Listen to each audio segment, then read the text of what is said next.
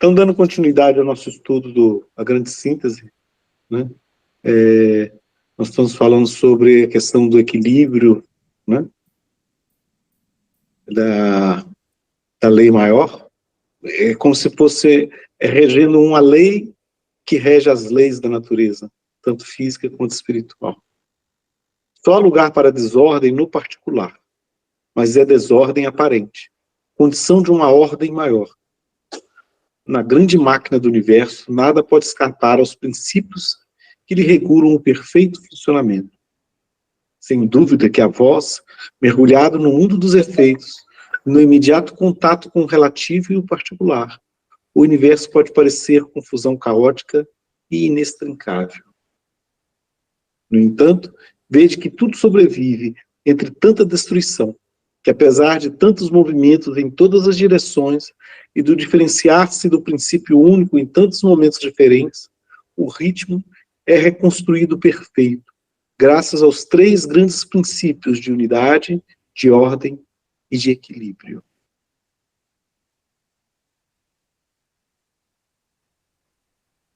Ele está justamente colocando sobre aquilo que aparentemente é caótico, aquilo que é aparentemente inexplicável, né? Existe uma ordem por detrás. Isso é muito interessante, porque se a gente vai na linha do materialista, que o universo surge por acaso, né? A vida surge por acaso, né? Tudo surge por acaso. Se você for ver em termos estatísticos, a probabilidade disso é tão pequena, tão pequena, tão pequena, que o universo não era para existir se existisse só por acaso, né? E, obviamente, um dia desses, eu fui ver uma live que um sujeito pergunta para um espírito superior o que é Deus, né? E o espírito responde assim: não sei. Eu sei que a coisa funciona. O bom é que esses espíritos superiores são de bom humor, né? É bacana isso, né? Não faço ideia. Eu sei que existe uma ordem por detrás de tudo que não é o acaso, né? E essas entidades que regem o nosso mundo, como os engenheiros siderais, né? Existe toda uma ordem por detrás. Essa ordem por detrás é que a gente chama de Deus, ou que a própria sua voz chama o monismo, né? A lei que está por detrás de tudo, né? Que rege tudo. E é por isso que não dá para você personalizar nada, né? E esse princípio, né, de unidade, de ordem, de equilíbrio que está por detrás, é essa inteligência máxima que está por detrás que nos rege, né? Mas eu costumo falar que não existe o acaso, existe Deusidência, né? Ou seja, Deus está por trás de tudo. Em outra, na oração do São Francisco de Assis, que o Silvio fez com carinho, colocou no grupo aí, fala, vê Deus em tudo, né? Em tudo. Até na guerra. É sim, interessante, né? Esse pedacinho que foi lido, né? O que vocês falaram, né? É uma coisa que tem movimentado muito minha cabeça ultimamente, né? Como a humanidade não sabe absolutamente nada e ao mesmo tempo pensa que sabe tudo.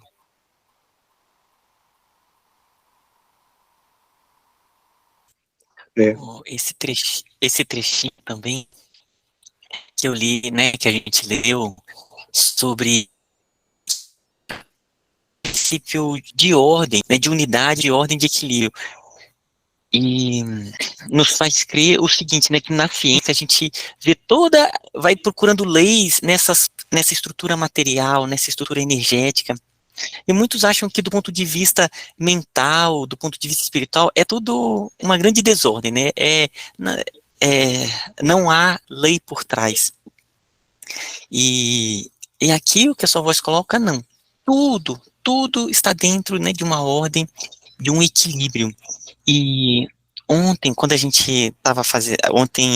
na reunião, a gente estava lendo, na reunião da noite, a gente estava lendo umas mensagens que as entidades passaram. E aí, uma das entidades falou o seguinte, que para Deus não há ponto cego, né? O que é o ponto cego? A nossa visão tem um ponto em que a gente não enxerga, como se ali a luz ela não é captada, né? Ela bate num ponto onde basicamente não tem fotorreceptores, é o ponto cego ali da retina. E aí ela falou assim, para Deus não há ponto cego. Tudo, absolutamente tudo, em todos os níveis, por menor que seja, o átomozinho ali está dentro da ordem, está dentro da lei, está dentro desse envolvimento de Deus, né? Então, esses princípios aqui de unidade, de ordem, de equilíbrio, é muito bonito. E nesse terceiro milênio, ele vai estar na própria sociedade, né? A gente vai estar sempre pensando, qual é a lei de Deus? E como as leis da sociedade, elas vão se, cada vez mais buscar refletir a lei divina, sabe? Então, é esse ponto que eu queria também compartilhar aqui. E você me chamou a atenção de um outro ponto, né? Se não existe ponto cego, tudo é regido por uma lei, por que a gente insiste em tentar interferir tanto? Faz parte da lei o nosso processo. Nós somos só criadores. Faz parte da nossa ignorância. Esse é o problema. É parte da nossa ignorância. A gente acha que pode fazer, que entende, mas a gente não entende absolutamente nada. É arrogância e presunção. Na minha visão, Silvio, assim, até a nossa ignorância faz parte. Até a nossa ignorância, assim, sabe tudo, né? Porque, de uma certa forma, no nosso íntimo, a gente tem o conhecimento que a gente vem de Deus, né? A gente vem desse núcleo, dessa origem.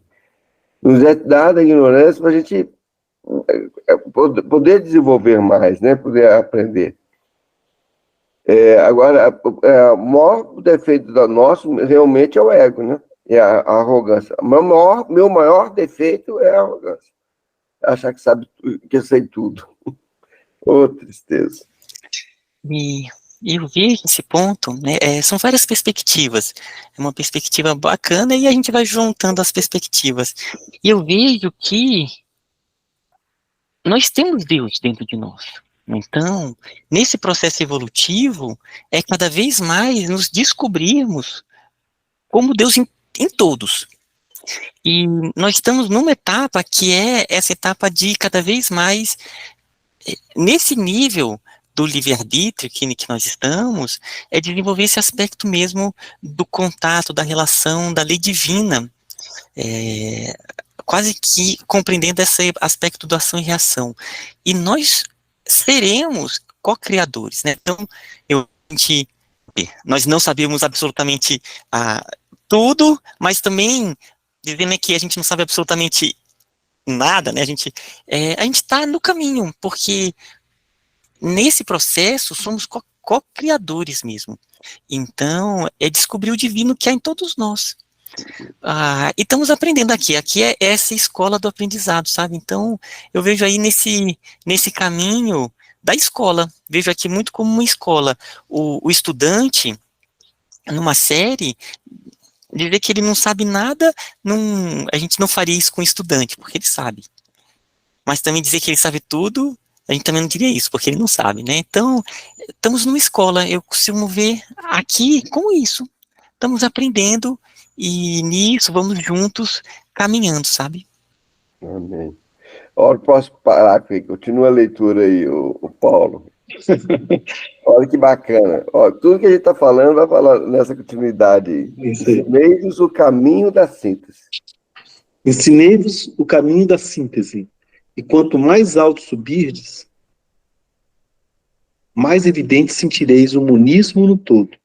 E no processo genético, a estrutura de um conceito, no universo, tudo se harmoniza em um concerto imenso de todas as criaturas, de todas as atividades, de todos os princípios. Olha aí. E você vê que ele vai em todos os aspectos, no processo genético, no universo, todas as coisas, né? Não vos isoleis em vosso pequeno eu, naquele separatismo que vos limita e vos aprisiona. Compreendei essa unidade, lançai-vos nessa unidade, fundi-vos nessa unidade e vos tornareis imensos. Acima do estrindor do contraste e da luta, ouvireis cantar um imenso ritmo majestoso. Assim como a força de gravitação liga indissoluvelmente as unidades físicas que giram nos espaços, assim a unidade de conceito diretivo liga todos os fenômenos em uma indissolúvel solidariedade, tornando-nos todos os seres irmãos entre si. Eu vou acabar de ler o parágrafo para não... Esse universo tão estável e, no entanto, sempre equilibrado, tão diferenciado no particular e, contudo, tão compacto no conjunto, tão rígido em seus princípios, mas elástico, tão resistente a qualquer desvio, mas sensibilíssimo, é uma grande harmonia e uma grande sinfonia, onde miríades de notas diferentes, desde o roncar do trovão até os cataclismos estelares, do turbilhão atômico ao canto da vida e da alma, harmonizam-se em um único hino que diz Deus. Quase é praticamente um poema esse final aí, né? A voz estava bem inspirada nesse momento aí. Essa questão de a lei ser rígida, mas dentro da rigidez da lei existe a flexibilidade das coisas, né? Ela preveja isso, né? Isso é tão interessante isso, né? Que esse equilíbrio é um equilíbrio dinâmico, que ela possibilita as idas e vindas, né? E isso é de uma sabedoria tão imensa, né? Que se ela for livre completamente, você despenca para o outro lado. Se ela for rígida demais, você não tem como evoluir, porque não tem como haver mudanças. É só através das mudanças é que a gente cresce, né? Que a gente vai para frente. E se for rígido demais, você não muda, e não mudando, você fica na mesma. E isso é interessante, que a lei é tão inteligente nesse aspecto, né? Ela vai se adaptando. A máxima popular, né, transformou isso tudo que você falou naquela coisa, né? Todos os caminhos levam a Deus. Quer dizer, a rigidez da lei está em que todo mundo vai chegar lá. Mas a maneira em si de cada um chegar, ela é variável. Sim. E não tem um melhor do que o outro, né? Porque são vivências diferentes, né? Eu lembro uma filha de um amigo meu, ela com 5 anos na escola, hoje ela já tem uns 10 anos já, mas quando ela tinha uns 5 anos, a professora chegou para ela e falou assim: você ainda não sabe ler, os seus coleguinhas todos já sabem ler e escrever. Aí ela virou para a professora e falou assim: professora, cada um no seu tempo. 5 anos de idade. 5 anos de idade. E é mais ou menos isso, né? É uma criança que tem uma inteligência tão grande, mas cada um no seu tempo e se desperta de outra maneira, com uma sensibilidade incrível, né? Então, ou seja, querer que toda criança com 5 anos saiba ler e escrever correntemente. Tem uns que sabem, outros não. A professora do Vitor, filho da Neuza, falou assim: o Vitor, você é muito inteligente, você pode ser o melhor dos melhores, o melhor aluno da sala. Eu falei assim: para quê? Por que você quer que eu seja o melhor aluno da sala? Vitor. É isso mesmo. E era menino também. Você fala assim, outro dia, veio a mãe de um sobrinho meu, veio tirar dúvida de física comigo, né? Eu falei: quanto você tirou na prova? Ah, eu tirei 7,5. Eu falei: oh, parabéns, que bom, hein? Não, minha mãe não gostou, não. Ah, que não gostou, deixa ela pra lá. Parabéns. Não sei o que eu falei isso na frente da mãe dele, né? Eu vou pôr minha mãe para conversar com você, viu, Silvio? A mãe daqui comigo tira 10. Eu falei: que 10? Não existe isso, não. Nem na vida a gente tira 10, por que na prova tem que tirar 10 o tempo todo? Essa questão dessa criança de 5 anos me lembrou o Einstein, que o Einstein ele escreveu um livro que se chama Notas Autobiográficas, onde ele coloca alguns aspectos da vida dele, e um deles que ele coloca foi que ele teve uma grande dificuldade para falar, ele só começou a falar aos 4 anos. Os pais achavam que ele tinha algum problema, porque o menino falava, né, não estava ali. Mas outro ponto que eu queria também colocar foi logo no começo, Paulo Brito, quando você falou sobre essa questão da flexibilidade da lei, que aqui tem, né, que a lei coloca aqui tão rígido em seus princípios, mas elástico, que ela mesmo prevê determinada elasticidade na forma como é conduzida. E eu já falei aqui esse exemplo, mas eu gosto muito. Vou até colocar de novo, que é o exemplo da criança. O bebê, o pai está ali junto, então ela tem ali uma liberdade, mas uma liberdade que está sendo supervisionada até um certo ponto, né? Então, à medida que ela vai crescendo, aí já tem maior liberdade para estar andando no quarto, mas aí já toma cuidado ali, já tampam as tomadas, já não deixa nada de ponta. Então ela tem uma liberdade supervisionada, onde dali ela vai aprendendo. Então tem os brinquedos onde ela vai aprendendo, tem as briguinhas com os irmãos, e está sendo supervisionado, e à medida que vai se desenvolvendo, vai tendo maior liberdade de atuação, né? Então, no momento que já pode descer para ficar jogando futebol com os amiguinhos, mas o pai vez por outra olha, né? Mas não pode sair desse ambiente. E aí, cada vez mais vai tendo essa liberdade. E é assim que nós vamos também. A gente tem uma liberdade supervisionada. O nosso livre-arbítrio não é completo. Tá ali dentro dentro do nosso grau evolutivo, né, nosso grau evolutivo individual e do planeta. E à medida que vamos evoluindo espiritualmente, vai sendo ampliado essa possibilidade de liberdade. Mas a lei está sempre atuando, né? Errou, tem o retorno. Então esse é um ponto, essa liberdade, mas a lei está ali sempre, né? Sempre atuando. Isso é... Pode falar, Romulo.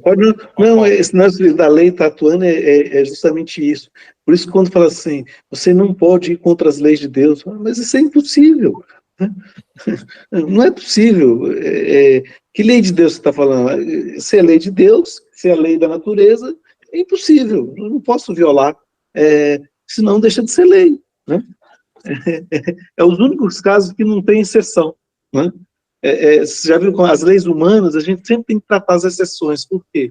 Porque a gente nunca prevê o comportamento como um todo. Né? Então, na lei divina, ela não existe exceção, porque qualquer coisa está regida pela lei. Né? Então, violar as leis de Deus não é violar as leis de Deus, é violar aquilo que a gente acha que é as leis de Deus. Né? Exatamente esse ponto. Porque dentro da própria física, que vocês dois conhecem muito bem, existem leis que com determinada ação você sabe exatamente qual é a reação que vai ter, imagina no universo, né? Imagina, Silvio, imagina. Isso é tão interessante, porque às vezes a gente questiona assim, isso quer dizer que Deus sabe tudo? Se sabe tudo que vai acontecer, que aconteceu, então eu sou um robô? Não. É a gente que pensa desse jeito, de forma tão linear temporalmente. Né? A lei da natureza, ou lei divina, né? ela respeita o livre-arbítrio. Né? Não saber o que eu vou fazer em termos linear, né? Isso faz parte da lei. Né? Só que para nós que queremos ser, como se diz, rígidos demais, a gente não compreende isso. Sabe tudo, a gente quer saber tudo, né? E não saber saber tudo baseado em quase nada, né? É o pensamento cartesiano que a gente tem, né? O objetivo é aquela coisa, tem que tirar a nota maior, tem que ser o melhor da turma. A gente cria objetivos, assim, que se a gente parar para pensar, são irreais e, assim, totalmente inúteis, né? Mas o que eu ia falar rapidinho, para não parar a leitura, o que o Ismael estava falando é exatamente o conceito que muito atualmente se defende da realidade do que é o livre-arbítrio. Que no passado se pensava muito essa história do livre-arbítrio como eu faço o que eu quero, que meu livre-arbítrio é eu decidir o meu caminho. E está muito longe disso, na verdade. É exatamente aquela relação, a analogia dos pais com os filhos pequenos é perfeita. Eles podem fazer o que quiser, mas de vez em quando ele vai lá, o pai vai lá, peraí, vai um pouquinho mais para o lado, vai um pouquinho mais para cá.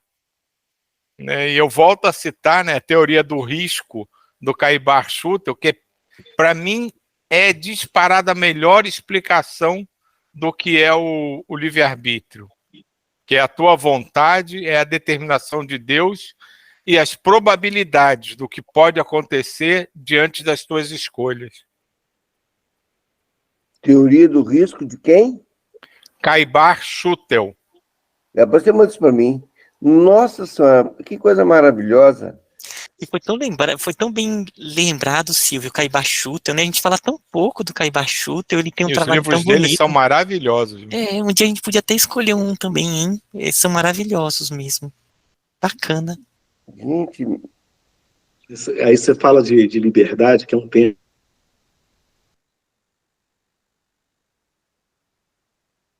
Nós que somos cristãos, né? A gente vê Jesus na cruz, preso, né? Quem era mais livre? Ele que estava preso ali na cruz ou aqueles que estavam ali fora, né? Como se diz, cutucando, xingando, né? Quem que era mais livre ali naquele momento? Né? Quem que cultivava a real liberdade? Jesus, em qualquer momento, poderia sair da cruz, sair caminhando e você sigam Jesus, bons, né? Vamos atacar Roma. Ele teria um exército inteiro apoiando ele, né? Qualquer momento que ele quisesse fazer, ele faria isso, né? Mas ele era livre para escolher o caminho que ele queria, né? Só que ele fez em sintonia para que as consequências fossem as melhores, não só para ele, como para boa parte da humanidade. E isso mostra, então, o que é o verdadeiro significado da liberdade, né? Só que é complicado, né? Então, quem estava mais livre ali? Jesus ou o povo que estava o condenando? Né? Então...